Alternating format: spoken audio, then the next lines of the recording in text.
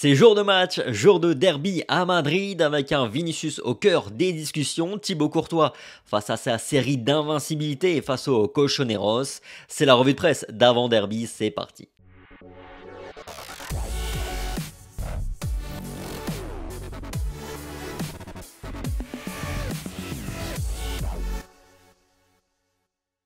Bonjour à tous, j'espère que vous allez bien en ce jour de derby. On se retrouve pour notre revue de presse d'avant-match. On attaque sans plus tarder par la une des deux quotidiens madrilènes. Il n'y a pas de mur qui leur résiste. Et non, on ne parle pas du Real Madrid, mais de l'Espagne qui affronte l'équipe de France de basket lors de l'Euro de basket ce soir. Un match qui s'annonce épique entre ces deux grands rivaux.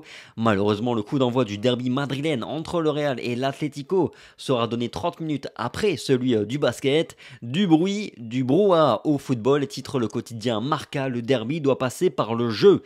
Du côté de As, on parle du derby du futur. Joao Félix et Vinicius Junior, âgés tous les deux de 22 ans, sont les deux leaders de leur équipe en termes de statistiques en ce début de saison. Joué, titre le quotidien Marca, après le bruit et la polémique, arrive enfin le derby, place au jeu. Effectivement, après toute cette polémique inutile et débile, les locaux comptent sur leur public pour mettre fin à l'extraordinaire série du Real Madrid dans ce début de saison. 8 matchs, 8 victoires, des Colchoneros pour qui ce derby est plus important encore que pour les merengues, puisqu'ils compteraient 8 points de retard en cas de défaite ce soir. Cela dit, le Barça tient le rythme du Real avec une nouvelle victoire hier contre Elche. Alors il faut gagner pour le Real Madrid si on veut rester leader, seul leader du championnat. Un Vinicius qui, sans Karim Benzema, reste la rampe de lancement du Real Madrid. Le Brésilien assume d'ailleurs ses responsabilités en ce début de saison et la pression est plus grande encore pour lui aujourd'hui après toute cette semaine de discussions et de polémiques. Ce serait bluffant d'ailleurs de le voir parfaitement gérer cette pression-là parce que tous les regards sans exception vont être braqués sur lui et pas uniquement pour des raisons sportives comme vous le savez. Il sera en tout cas ce soir face à un adversaire qui lui résiste encore relativement bien, même s'il faut doublement nuancer, parce qu'il n'a jamais été aussi fort d'abord, et puis parce qu'on sait comment joue l'Atlético de Madrid contre le Real Madrid, mais en règle générale, il faut remonter à 2019 pour voir plus de 2 buts dans un derby madrilène. C'est quand même un petit peu tristouné. Bon, on peut aussi expliquer cela en partie par le fait que le derby madrilène est l'affrontement entre ce qui se fait de mieux en termes de dernier rempart. Thibaut Courtois arrive lancé et Oblak attend, comme l'écrit le quotidien Marca.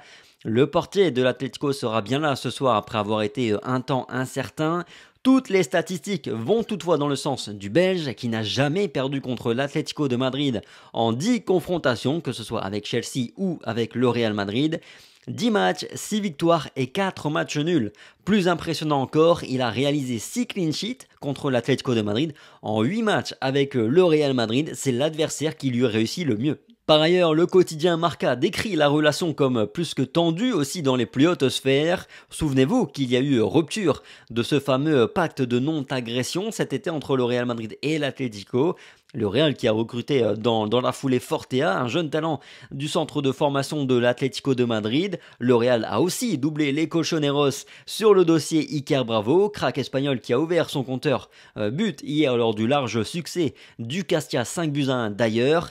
Il y a aussi le fait que l'Atlético ait refusé de faire le pasillo, une haie d'honneur au Real Madrid, le champion d'Espagne, la saison passée, en fin de saison. Et puis il y a la Super League, car l'Atlético fait partie des clubs qui se sont médiatiquement, en tout cas, retirés de cette Super League. Bref, l'attention est à son max. Revenons à présent au jeu et voyons à présent les compositions probables avec le quotidien Marca. Tout d'abord, qui nous annonce du classique avec le retour de Toni Kroos dans le 11 en lieu et place d'Eduardo Camavinga. Premier grand test pour Aurélien Tchouaméni et ce nouveau trio du milieu à Madrid. Et puis Marca qui imagine Rudiger maintenir sa place dans le 11 malgré le retour de Eder Militao. En attaque, Rodrigo conservera l'axe.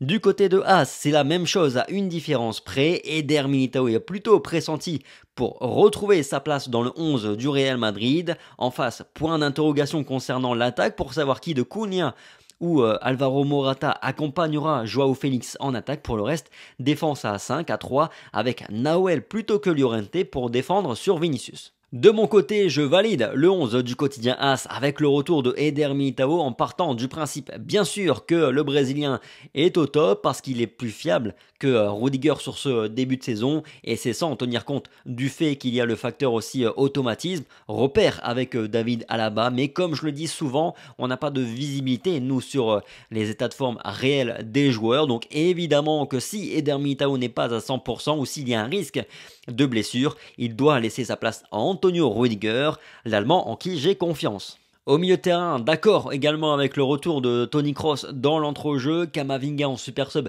c'est quand même mieux pour le moment et la maîtrise du duo Kroos-Modric sera à mon avis importante pour aider, accompagner Aurélien Tchouaméni dans ce premier grand derby, ce premier grand match pour lui, même si je ne cesse de répéter que je préfère voir Fede Valverde reculer d'un cran, jouer dans l'entrejeu et donc ça pousserait forcément Toni Kroos sur le banc. Cela dit, on manque d'options offensivement, donc Fede Valverde va devoir jouer un cran plus haut aussi pour cette raison-là, parce que j'imagine assez mal Eden Hazard dans un rôle de faux numéro 9 contre l'Atlético de Madrid, et puis Mariano Diaz, même s'il entrera certainement en cours de match, si on marque pas, parce qu'à un moment donné, il faudra tenter quelque chose, et que lui va au moins rôder dans la surface. Asensio en 9, j'y crois pas du tout, alors notre dernière option, c'est Rodrigo, même si j'aimerais, dans l'idéal, dans l'absolu, je préférerais voir Rodrigo jouer sur l'aile droite pour animer un petit peu ce couloir, ce dont on aurait besoin pour cette confrontation. Après, je me dis aussi que Fede Valverde est en grande forme et qu'il est surtout très efficace en ce début de saison. Une frappe lointaine, c'est ce qui pourrait faire la différence ce soir dans ce derby madrilène. On s'attend de toute façon à un match très fermé parce qu'ils vont fermer le match et que le Real Madrid ne va pas se jeter n'importe comment, le Real ne va pas se faire piéger, le Real ne va pas attaquer n'importe comment. Voilà, c'est tout pour cette revue de presse avant-match du derby madrilène. Merci pour votre fidélité comme chaque jour. Le petit like, le petit partage, le petit commentaire, ça fait toujours plaisir. Balancez vos pronostics pour le match de ce soir. Sur ce, bon match, bon dimanche. Et puis on se dit à ce soir pour le débrief avec Rota. Allez, ciao.